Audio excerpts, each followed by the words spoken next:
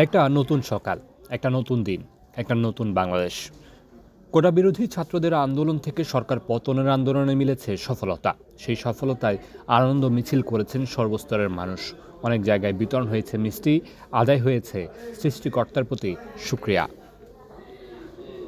পিছিয়ে ছিলেন না জাতীয় দলের ক্রিকেটাররাও। সামাজিক যোগাযোগ মাধ্যমে মেহেদী হাসান মিরাজ লিখেছেন, আলহামদুলিল্লাহ, স্বাধীন, শুভবিজয়।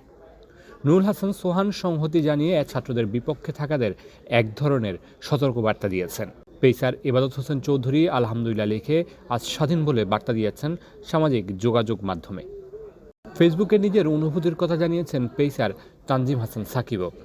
এছাড়াও রোমানসানা আলহামদুলিল্লাহ লিখে ইতিহাস বদলানোর বার্তা দিয়েছেন। দেশের ক্রিকেটে আমূল পরিবর্তনের বার্তা দিয়েছেন ইমরুল কায়েস, রুবেল হোসেনরা।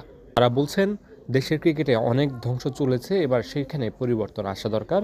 শুধু দেশের গণ্ডিতে সীমাবদ্ধ ছিল না এই বিজয়।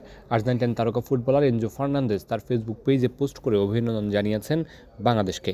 এভাবেই নতুন বাংলাদেশকে বরণ করে নিয়েছে বিভিন্ন পর্যায়ের ক্রীড়াবিদরা। মিলছে বাংলাদেশের খেলাধুলায় ব্যাপকভাবে পরিবর্তনের আভাস। ক্রিকেট থেকে ফুটবল, সব জায়গায় আওয়াজ উঠেছে পরিবর্তনের। আওয়াজ তুলেছেন ফুটবলাররা, বিভিন্ন ডিসিপ্লিনের অ্যাথলেটরা।